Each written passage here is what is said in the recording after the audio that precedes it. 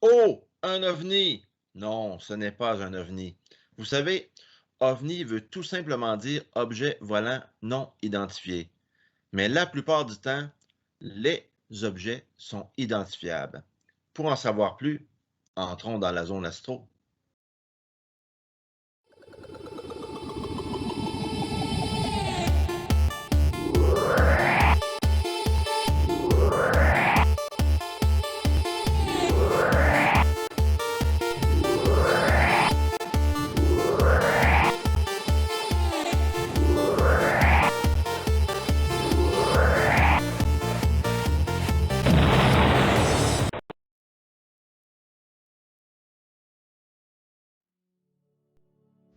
Oh! Un ovni! Non, ce n'est pas un ovni.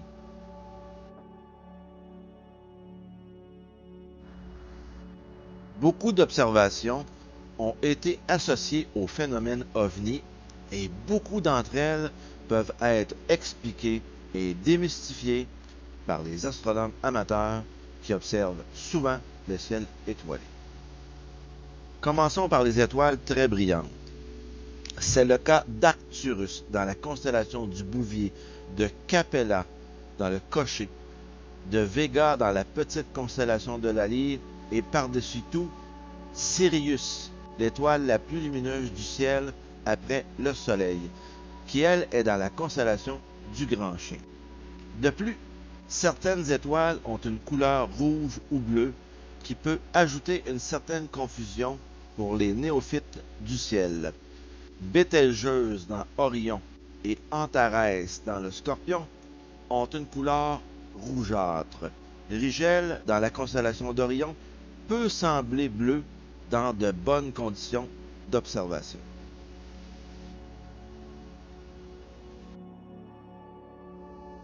Les planètes ont l'aspect d'un point lumineux. Elles reflètent la lumière du Soleil et de ce fait scintillent peu, à moins qu'elles ne soient très basses sur l'horizon et qu'il y ait des turbulences atmosphériques. Assez près du Soleil, la planète Vénus peut être visible tôt le matin ou le soir au crépuscule.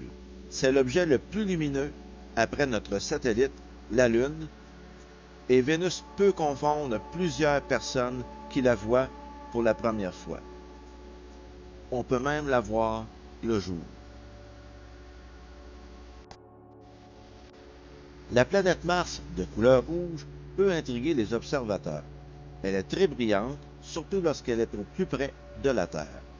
La planète Jupiter est encore plus brillante et est considérée comme le quatrième astre le plus éclatant du ciel. Quant à la planète Saturne, elle est moins brillante que les deux précédentes, mais elle se distingue tout de même par sa teinte assez jaune. Et si les planètes sont en conjonction, donc très près l'une de l'autre comme sur la photo présente à l'écran, cela peut être bizarre pour certains. Observer l'objet avec une bonne paire de jumelles peut vous faire discerner une forme arrondie qui correspond à la forme des planètes. Vous pouvez aussi consulter Stellarium Web sur Internet pour bien vérifier de quelle planète il s'agit. Nous sommes a priori tous capables de reconnaître les étoiles filantes les plus communes, petites traînées lumineuses qui traversent le ciel. Mais certaines sont plus impressionnantes et sortent de l'ordinaire. On les nomme bolides. Beaucoup de gens les prennent pour des ovnis. Ces fameux bolides sont de super étoiles filantes ou, de leur vrai nom, météores, et lorsqu'ils entrent à grande vitesse dans l'atmosphère, ils s'enflamment et se désintègrent. Cela donne un spectacle coloré, parfois surprenant. La traînée lumineuse est plus ou moins longue suivant le poids du bolide. Un caillou de quelques kilos ou un rocher de quelques tonnes donneront naturellement des effets différents. Donc, l'objet se désintègre avant d'arriver sur Terre, et si ce n'est pas le cas, on ne l'appelle plus bolide, mais météorite. Les gens peuvent parfois observer un étage de fusée qui, en entrant dans l'atmosphère, se désintègre et donne un spectacle assez étrange. Ici, à l'écran, dans l'encadré jaune, un nuage de 40 à 60 débris assez petits à l'horizontale au milieu de l'image. Ces débris mesurent jusqu'à plus de 30 cm de large, entourant le reste du corps d'une fusée Atlas V, le plus gros point brillant au centre de l'image, plus précisément de son étage supérieur. Les traînées blanches correspondent au mouvement apparent des étoiles en arrière-plan, tandis que les télescopes suivent, eux, le déplacement des débris. Ce type de phénomène peut s'avoir aussi sans télescope, comme dans l'image un peu plus bas, si on est plus près de l'action et dans de bonnes conditions. Cela peut être vraiment très spectaculaire. Les satellites artificiels peuvent être très brillants, comme par exemple la Station spatiale internationale ISS, qui se situe à autour de 400 km d'altitude. Ils se déplacent assez lentement et peuvent être pris pour un ovni. Il y a aussi les satellites géostationnaires de télécommunications ou météorologiques. Ils orbitent à 36 000 km et ne bougent pas, ce qui les place exactement à la verticale d'un lieu.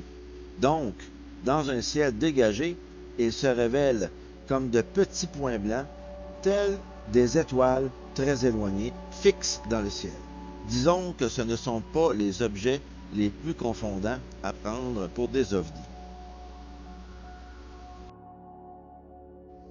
Les satellites Iridium sont des satellites de télécommunication qui circulent également sur une orbite terrestre basse. Ils produisent une lumière intense, quelques secondes seulement, qui peut surprendre l'observateur.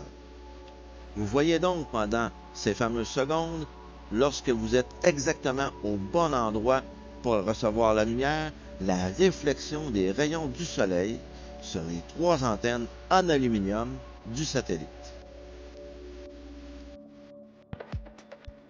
Un autre type de satellite devenant très populaire dans l'espace est le Starlink. C'est un projet donnant accès à Internet par satellite qui est proposé par le constructeur aérospatial américain SpaceX. Lors d'un lancement de ces satellites, qui se fait sur une orbite terrestre basse, les gens voient une traînée de satellites comme sur l'image à l'écran et ils sont complètement mystifiés. Entre leurs feux de navigation, leurs phares de décollage ou d'atterrissage, leurs feux anti-collision et j'en passe, les avions de ligne ou de chasse peuvent surprendre l'observateur et les rapports d'observation d'ovnis suite à des observations d'avions sont très populaires. D'une part, les avions peuvent être silencieux. D'autre part, parce que les pilotes ne sont pas à l'abri d'un oubli d'extinction de feu. Utilisé en météorologie pour faire des mesures locales dans l'atmosphère, le ballon sonde peut s'élever jusqu'à 35 km d'altitude. Il peut être composé d'une enveloppe de couleur métallique et d'une nacelle transportant les instruments nécessaires à l'étude. C'est le soleil qui se reflète sur cette enveloppe qui permet de l'apercevoir au crépuscule. Sa brillance et ses légères oscillations peuvent surprendre l'observateur. C'est probablement l'une des causes les plus populaires associées au phénomène OVNI.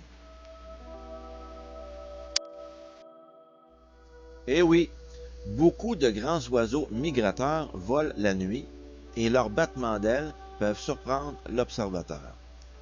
Disons que ce n'est pas l'observation la plus fréquente associée aux ovnis, mais quand même.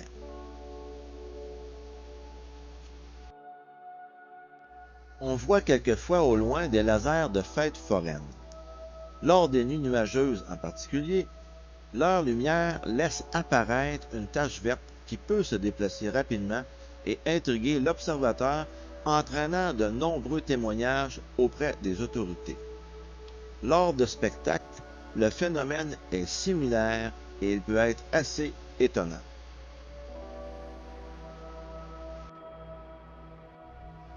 Depuis une dizaine d'années, elle remplace les feux d'artifice. Les lanternes chinoises sont de formes diverses, suivant la position de l'observateur et aux couleurs variées, en groupe ou isolées. Elles se déplacent rapidement et silencieusement dans le ciel nocturne.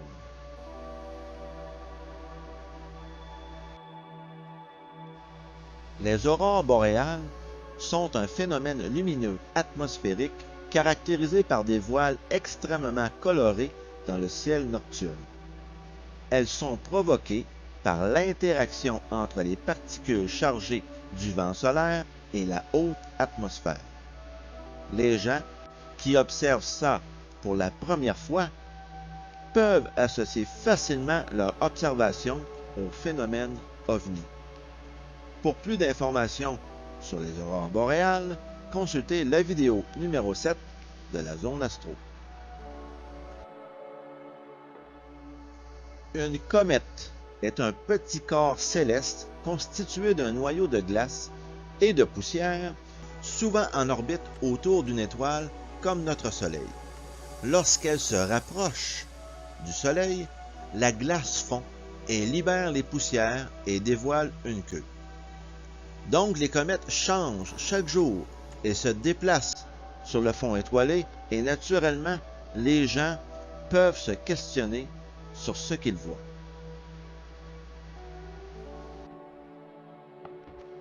Les parélies sont un phénomène qui se produit lorsque le Soleil est assez bas sur l'horizon et que l'atmosphère est chargée de cristaux de glace présents dans les nuages de haute altitude. En résumé, il y a un effet de prisme combiné à la chute des particules de glace. Ce réseau de prismes reflète et réfracte la lumière solaire. Les parélies sont situées à un même angle de part et d'autre du Soleil lorsque celui-ci est sur l'horizon et s'en écarte d'autant plus qu'il est haut dans le ciel.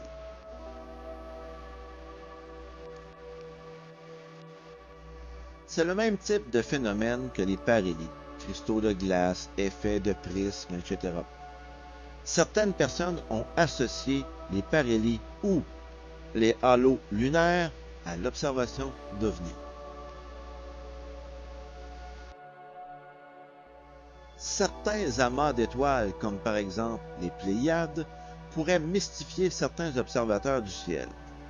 Les étoiles sont près les unes des autres, mais parfois elles ne le sont pas vraiment si on considère que les étoiles peuvent être plus ou moins éloignées de nous en considérant la dimension de profondeur. Mais en deux dimensions, cela ne paraît pas vraiment. Vous savez, c'est comme les constellations qui forment des dessins dans le ciel. Eh bien, les étoiles formant ces constellations ne sont pas à la même distance de vous, comme le suggère l'observation en deux dimensions du ciel. En profondeur, donc en éloignement de nous, ces étoiles ont des distances très différentes.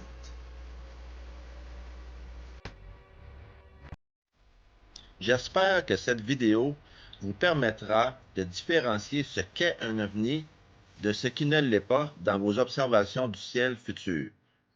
Il se peut qu'un jour, vous voyez quelque chose que vous ne pouvez expliquer. N'hésitez pas à consulter les astronomes amateurs de votre région.